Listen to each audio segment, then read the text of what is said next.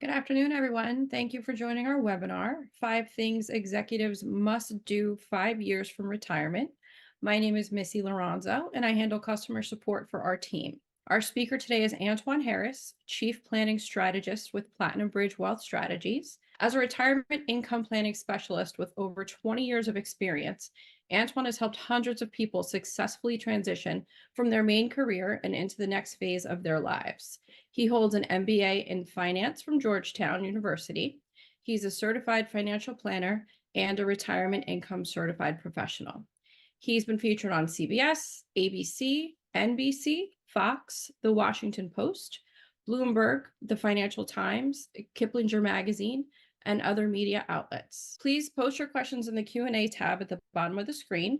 We will be answering questions periodically throughout the webinar. And please welcome Antwone Harris. Missy, thank you so much. I appreciate everyone today and thank you for your time. I know you all are very busy, so we're going to get started. As Missy said, I've been doing this for a very long time, and I've had literally thousands of retirement planning interviews, or I've helped thousands of people with their retirement planning challenges. And one of the things that has consistently come up is that people come to me too late in the process. And I always think to myself, I wish we had a conversation a few years ago before they actually came to me with their whole retirement planning picture.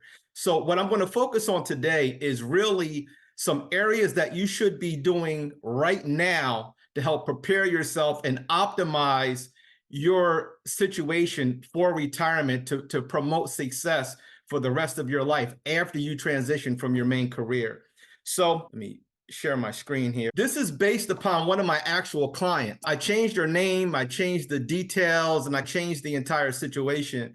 But this is something that we're working on for her right now. So I have a client that was a very successful professional. She is an executive with a pharmaceutical company. She actually made a very strong income. She saved a few $1,000,000 for retirement, and she's retiring early. She's retiring at 60, and she needs $10,000 a month to live on. It's actually more than that, but I made it $10,000 a month for simplicity. So she's in a unique situation. She's an executive, she's retiring, and she has longevity in her family. So she's concerned that she may outlive her money at some point, despite the fact that she has millions of dollars saved for retirement.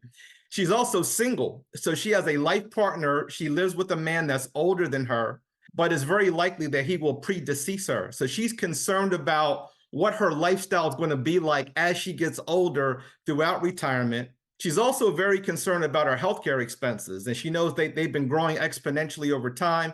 She wants some ideas on what we can do to help mitigate some of those healthcare expenses in retirement.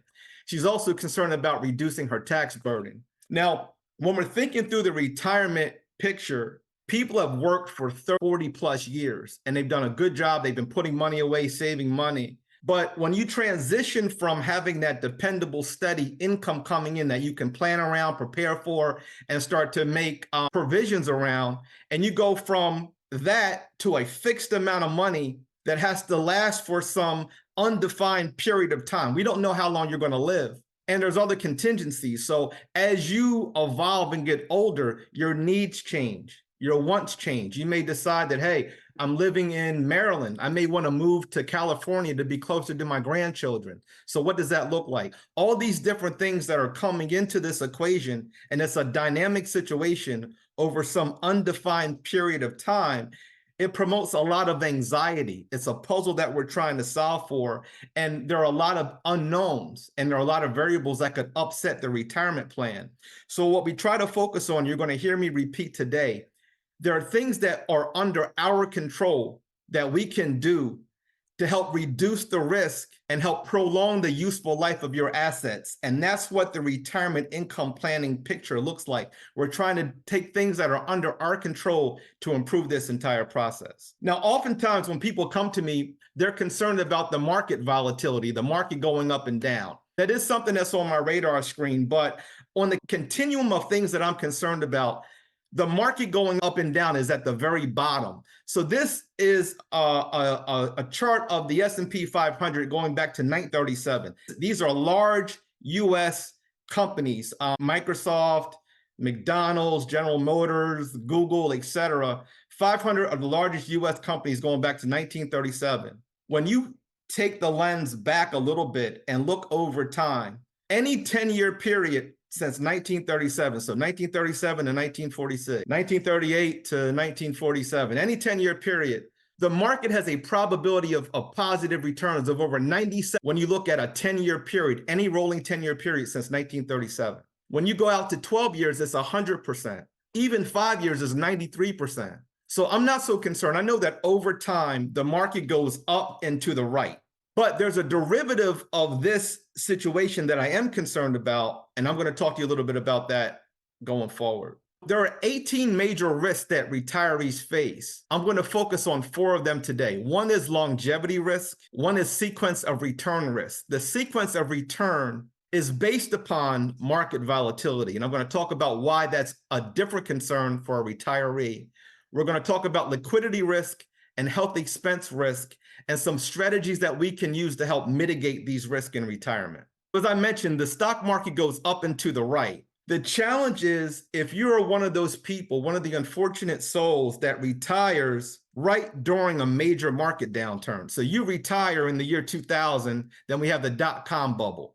Or you retire in 2008, then we go through the global financial crisis where the market fell 57% peak to trough, right? So the challenge becomes, we know that the market will recover over time. As I showed you, when you have a long time horizon, you're fine. The challenge becomes when you're withdrawing money from your savings, your retirement savings, during a market downturn. That's called sequence of return risk. You have a bad return scenario right when you need the money. So how do we plan for that risk? How do we mitigate that risk? We also talked about longevity. So there's some women on this particular webinar, and this is a unique challenge for women in particular because on average, women live 5 years longer than men. So this is a challenge for all of us when most of us on this call are in our 50s and 60s, and people are planning for retirement of say, hey, 30 years, right? That's a typical retirement planning time horizon. My grandmother was in her 50s. She probably expected to live until her late 60s or her early 70s because that was considered old age at that time. Now, it's not unusual to know someone that is over age 100, right? So I have an aunt that's 101 years old. My grandmother, who thought she would probably pass in her 70s, lived to age 94. So with advances in healthcare, et cetera, it's very likely that many people on this call may live past 100. So if you retire, especially if you retire early, it's very likely that you may need money for 40, maybe even 50 years in retirement, which is a very long time. So one of the most critical areas that we need to plan for is that longevity risk. How can we mitigate the longevity risk that you may outlive your assets? This is very important. If you get nothing else from this presentation, you should probably take notes on this slide. These are the basic foundational elements of a very strong retirement plan.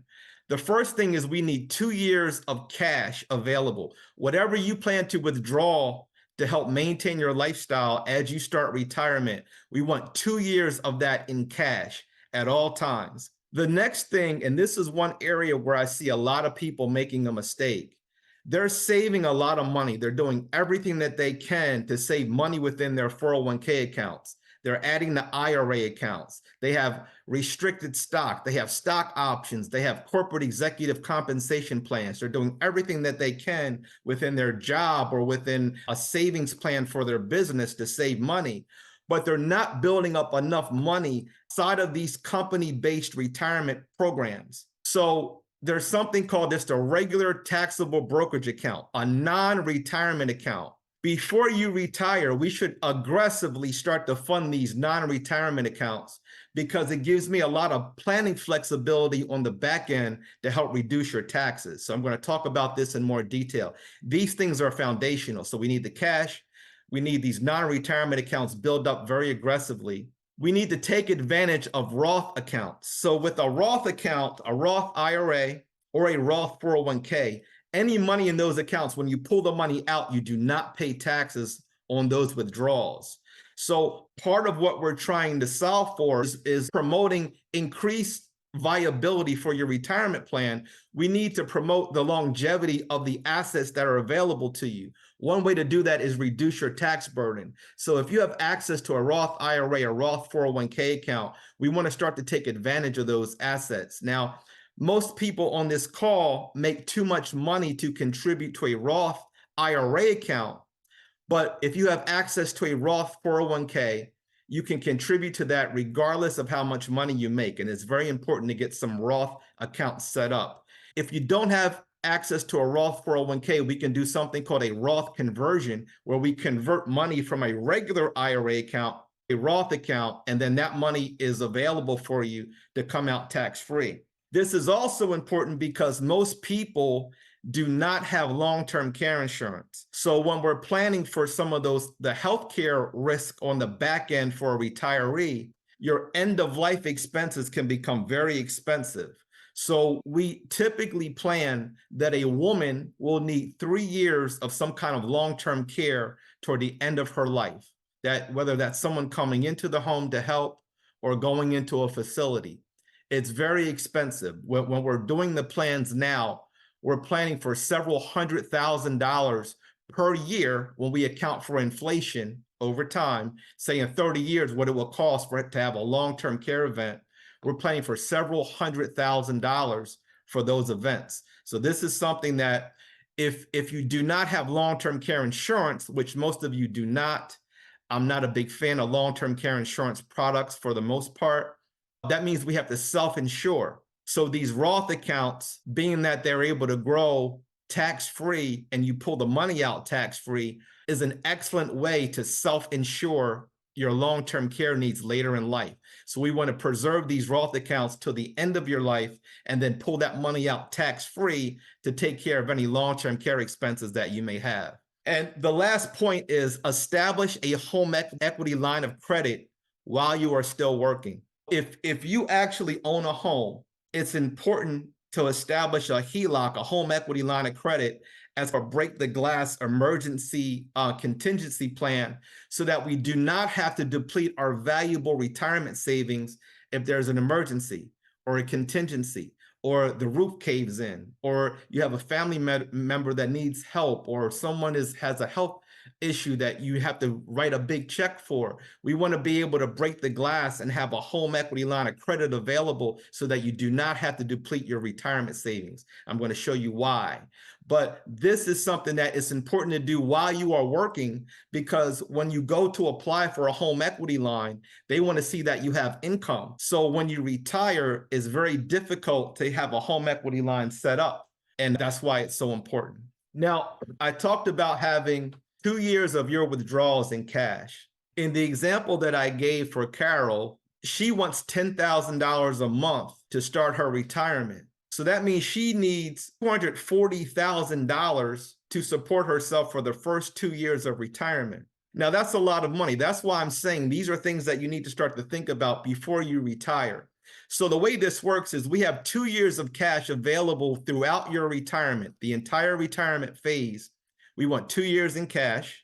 I want 3 to 10 years in a bucket that is outside of your retirement account, outside of a 401k account, outside of an IRA account, to replenish this bucket. So in the 3 to 10 year bucket, we're going to have bonds, things that are more conservative, things that are more safe, things that are more predictable, bonds that have a maturity date. I'm going to get some interest on those bonds. The interest pays back to replenish this bucket. I may have some conservative stocks here, dividend paying stocks. The dividends go to replenish this bucket.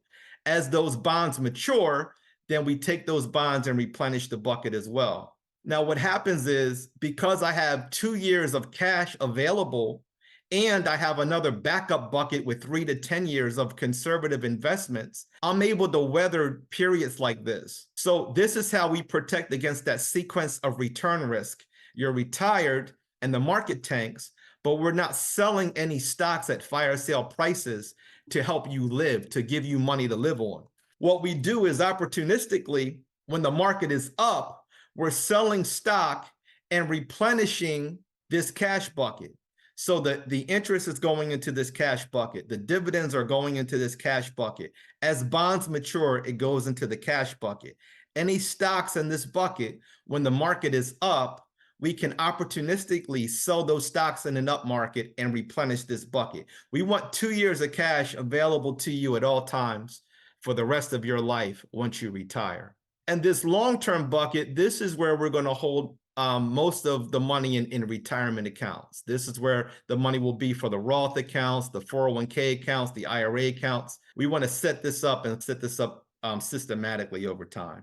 I also mentioned that you should be very slow, very reluctant to part with lump sums of money. So when you retire, you start to think in different terms of how you view your assets. So you do not want to write big checks in retirement if you can avoid it. So you don't want to write a check and just pay off a car, typically.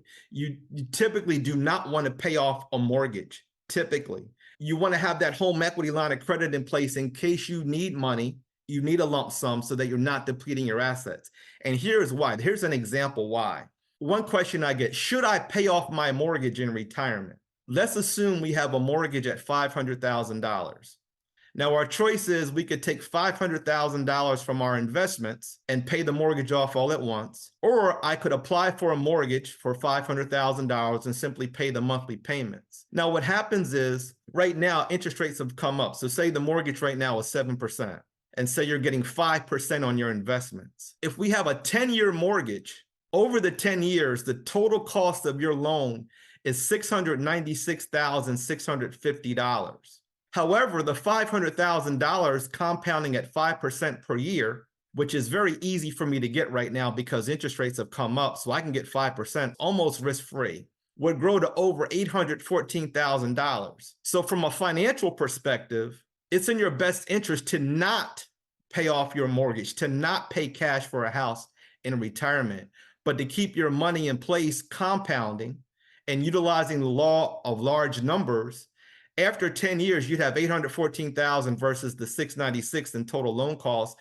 So you'd have an extra $117,000 available to you for retirement.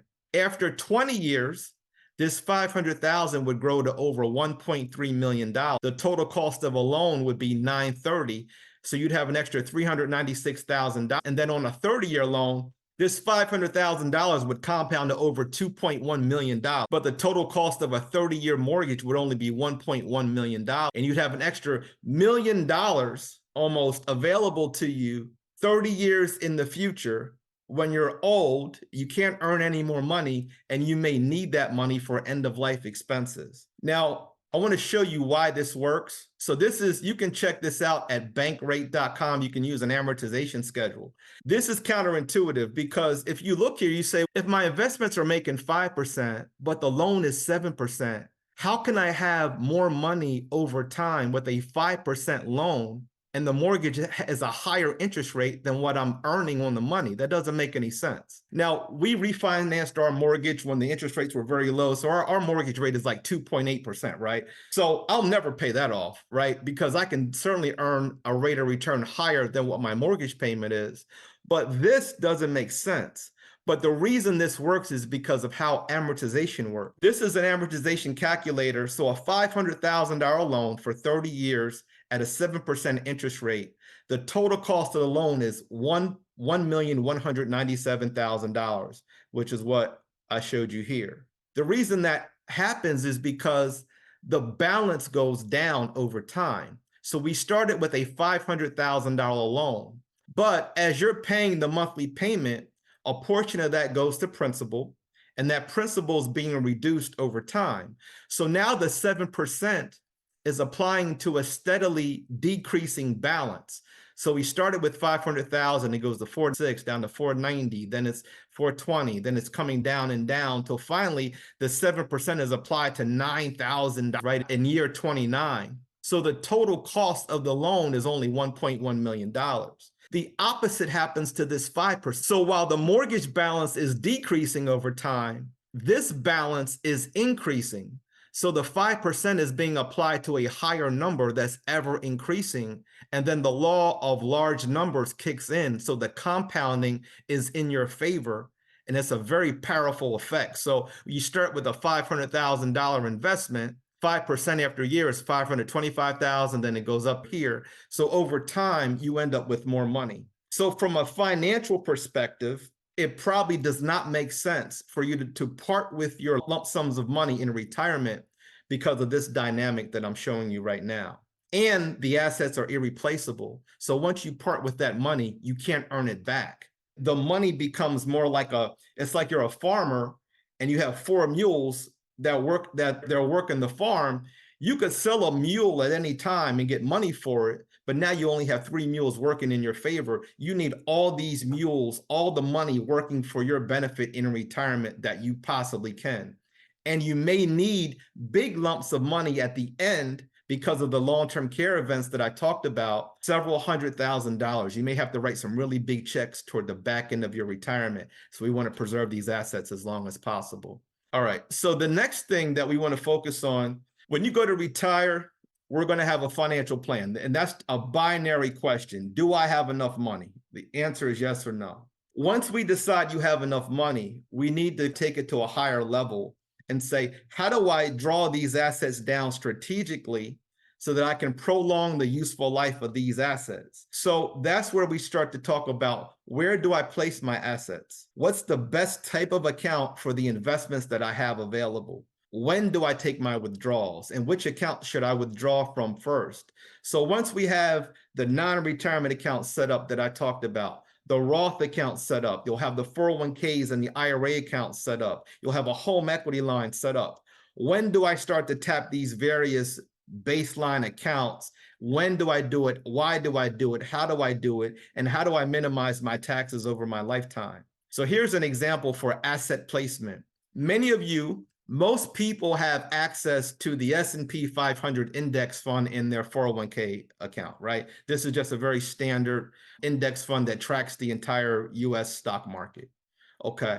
If you have this in a rollover IRA account, this type of investment has very low turnover.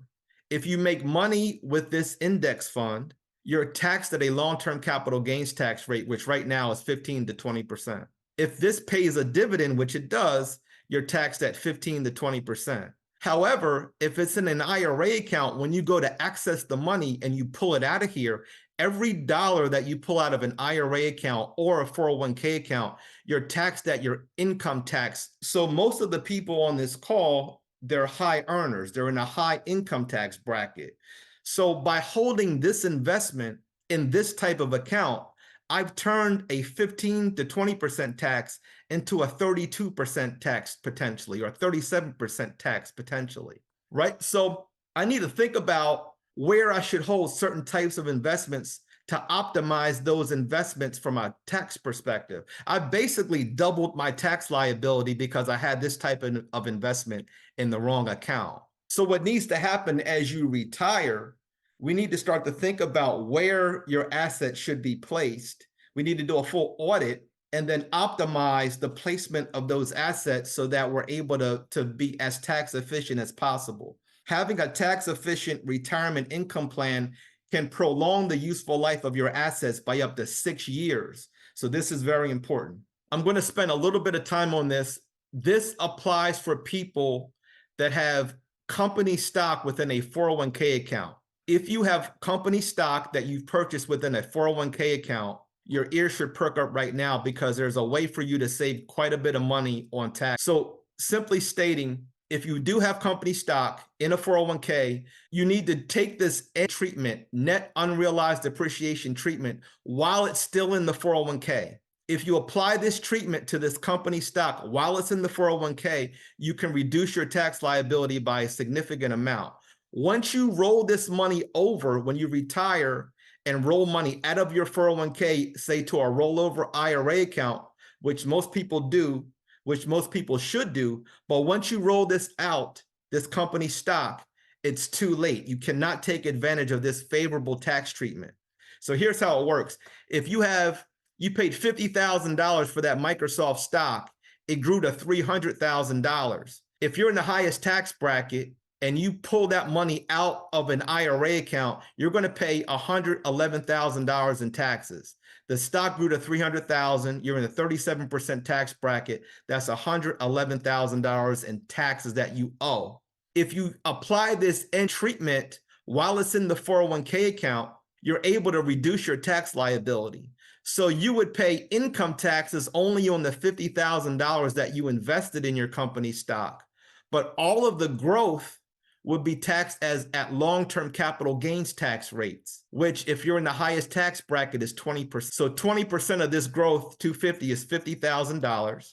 If you're in the highest income tax bracket, 37% of 50 is 18,500. You'd pay a total of $68,500 in taxes if you apply this NUA treatment to it versus $111,000 in taxes. So you'd save yourself over $42,000 in taxes by simply knowing that if you own company stock in a 401k, you're able to apply this tax treatment to it, but you have to do it before you roll it over.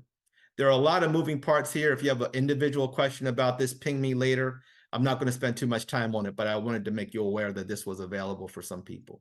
The third option that we're going to talk about, or area that we're going to talk about, is really how do we start to mitigate your healthcare expenses. So we know that these are growing exponentially over time, and it's one of the major costs that people experience when they retire. So the thing that you need to be aware of is that the healthcare premiums, the insurance premiums, are income based once you retire. So if you retire early, you may be eligible for the Affordable Care Act, because if you retire before 65, you really would have to go out and try to find some kind of private insurance, which can be very expensive.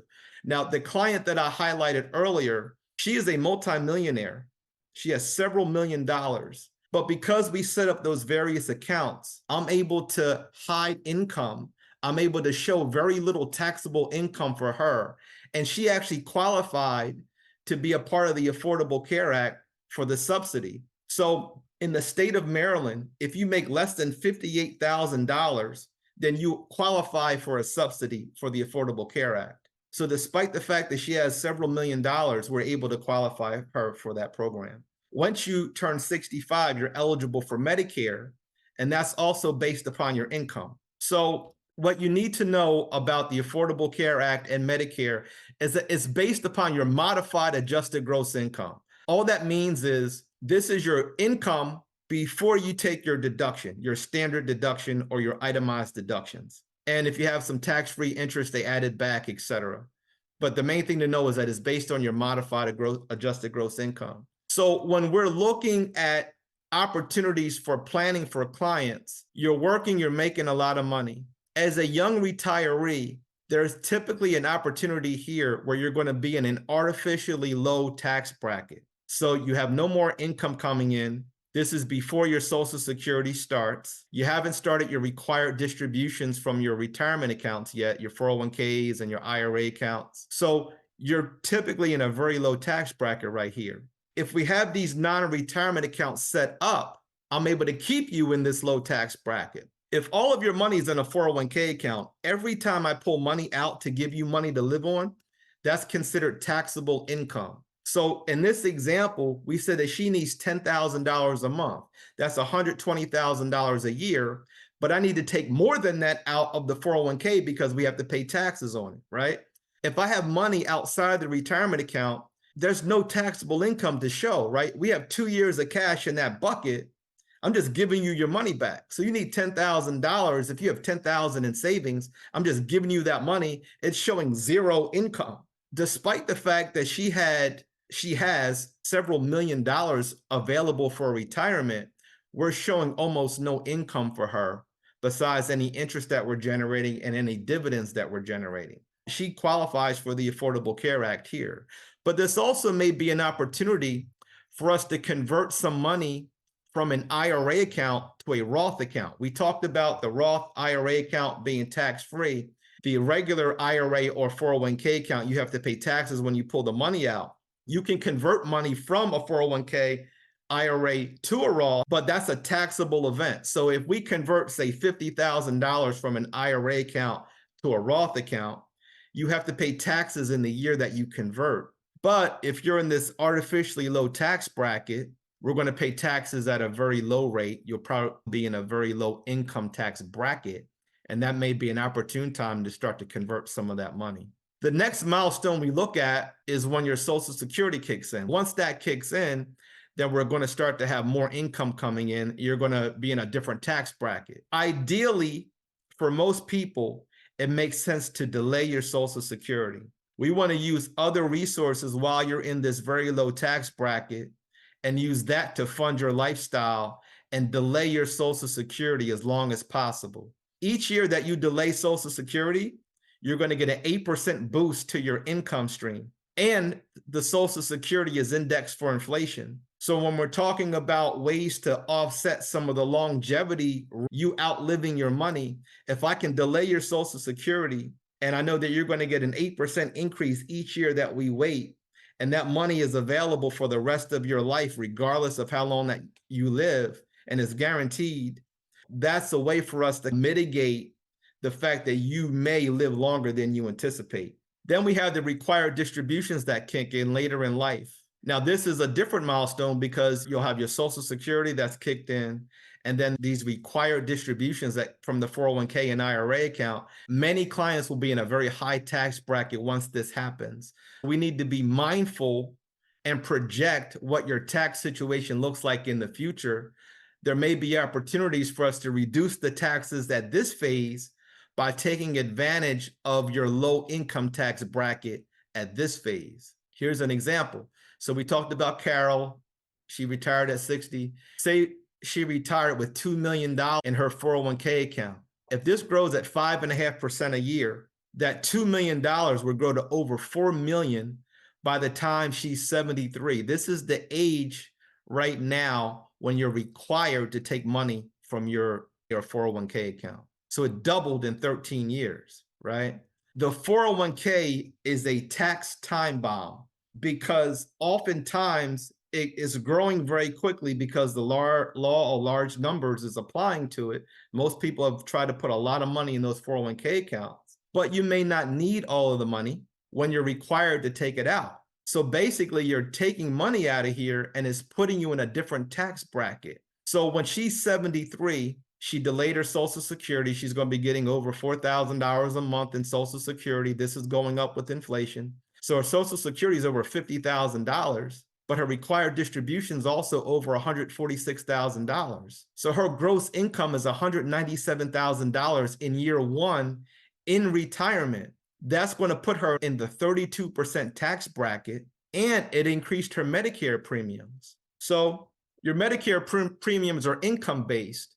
So if your income's less than $103,000, you pay $174 a month if you're single. Once you get over 193, your monthly Medicare premiums go up to $559, right? So we want to try to reduce your income in retirement as much as possible so that we can keep these Medicare premiums as low as possible and also have you in a lower tax bracket. So alternatively, if we had not 2 million in the 401k, but say we had $1 million in the 401k and $1 million in the brokerage account, the non-retirement account, she still has $2 million, but now the 401k only grows to $2 million. She still has the same Social Security payment, but this required distribution is cut in half.